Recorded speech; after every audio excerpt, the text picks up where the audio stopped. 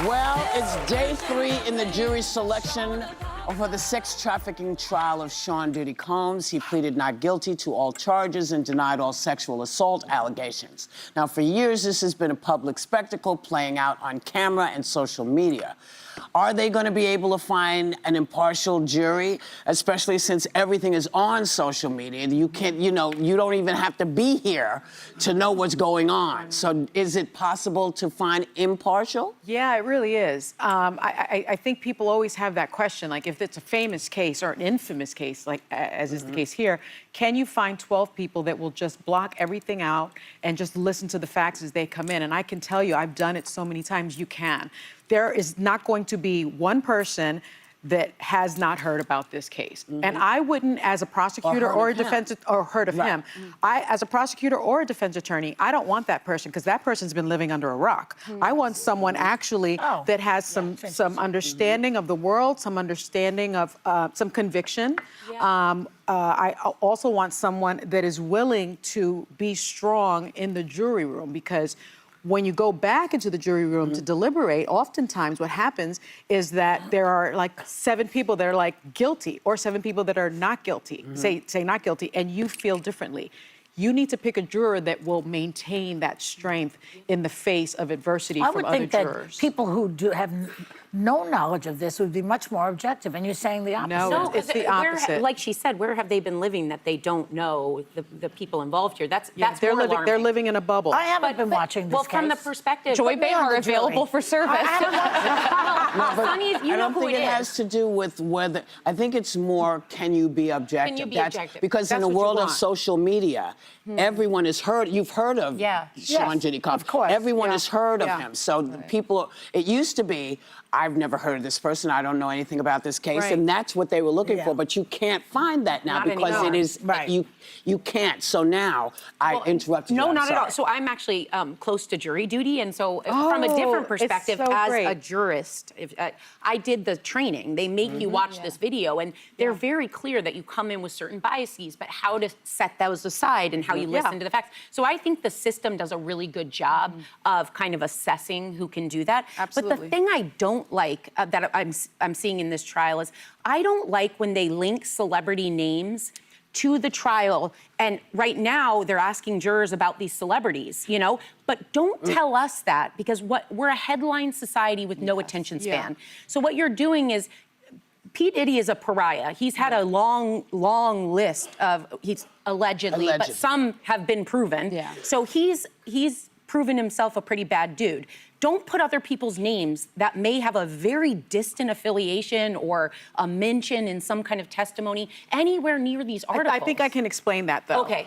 The reason that you do that in a jury questionnaire is because there may be a super fan in that. No, the jury questionnaire, I understand. It's the media coverage. It's a public trial. Yeah. It's a public trial. And the one thing about this jury system in this country that I appreciate, because I've studied comparative legal jury systems, is that it is that transparent. It's a public trial. There aren't cameras in federal courtrooms. I actually think there should be cameras in federal courtrooms so that people really see what people see what the process looks like. But imagine this kind of thing getting no coverage and being completely private and behind closed doors. They use those names, the publications use those names as clickbait. They so do. you look at the headline, and at the expense of that person, their livelihood, their brand, and their association for someone that doesn't know. They did say, though, that they didn't have anything to do if you with read the article. But that's the point, is I think that I feel very strongly the same way. People need to just take a beat when they see other celebrity names come up. Yeah. You don't know if they're a witness. You don't know if they're a victim. Yeah. It is very likely, just based on the facts that we have and allegations that have been out there, there may be male victims who come out in this. And we know that men are even less likely than women to report sex crimes. Because there's still such a stigma attached to it. So I just caution anyone jumping to conclusions when they hear certain names. The best way for us to sort of put this in perspective is Joy and I, our names have been linked with Jeffrey Epstein. Really? True story. Like on the internet. Yeah. You told me. I've seen it. Yes, you told me. Like I said. But the point, I disavow anything that I've said or done. It is not true But Yeah. we live in a time where people can throw somebody's name out, and then all your brain has to do is try to make And you links. only Now, remember nobody the can, first thing. That's you don't right. remember the correction. And That's that is right. a problem with this society. The one thing I do think that we need to keep in mind, this is Wait, a I'm very... sorry. Yeah. It is not true. No. Joy and I, we don't know this man, didn't know him. He wouldn't have come to us, but please. Yeah, no, it's not true. The one thing I do want to say is, he faces life in prison on this case. This is a very serious case. It's a federal case. There are 5 counts, and it includes sex trafficking. Yes. And so it's just very significant. And transportation, interstate. For prostitution.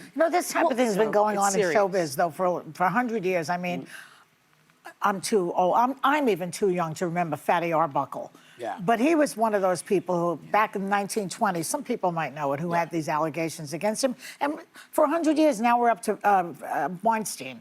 It just happens. People are like, suckers But for it's not- power and money, and It happens. they migrate, not us, because we have our own power. You make and a money. good point, though, That's is the that key. I think what's going to come out in the course of this, and I think why the public can't look away from it, is Yeah. because there are a lot of people who probably knew this was going on and turned a blind eye because Well, they that's wanted the power, enabler access, money. situation. Yeah, Well, which we see everywhere. sometimes people don't know what to do. I'm not mad at anybody who was too freaked out to do, because you don't want to be the person who makes the allegation and you can't back it up. Yeah. There are lots of reasons people don't go through, and we have to also understand that It's very, very it's hard to very get in hard to front do. of Why, the you can't world. do an anonymous call and give a tip? You can do an anonymous let call, them follow but up. that doesn't. Not it to find doesn't. somebody accountable, Yeah. yeah. I mean, You Harvey can't- Weinstein Yeah. is being on a retrial now. Like, think of Yeah. all the people who there's been so much documented people have- evidence And against. think about how hard it is for a survivor of a sexual assault to get in front of the person that may have done this to Yeah. her or him, Yeah. and 12 jurors and a And crowded it's all courtroom, out again, and talk about you're reliving it your every day. victimization. And Think about you're that. in public with a public like ours, who takes a little thing that they've seen and they can blow it into something else. This is really hard on these victims. This is really, really, really And we like to hard. call them survivors because they have survived. They've something that survived, is but they were one of the worst victimized things. Yeah, by they were somebody. victimized. They were victimized. Yes. And I guess what we also have to say is, if you feel that this has happened to someone close to you or someone you know, you have to maybe try to find a way to help the person get out of it. You've got to help them get out of being a victim. You've got to report it somehow. Joyce makes a great point. Yes, you can do it anonymously, but you have to do something. Do something. Because it can happen to any one of us. It doesn't matter your sex, it doesn't matter your color. No. Every one of us can find ourselves in a situation And it's like the this. least reported Yeah. crime in our country, but let's also say these are allegations. They're all allegations, and Hasn't been that's what the proven guilty trial is yet. for. Yeah. That's Yeah. why we put people on trial. You have to prove what is being said, and sometimes when it doesn't work the right way, people get retried, as we're seeing with Harvey Weinstein.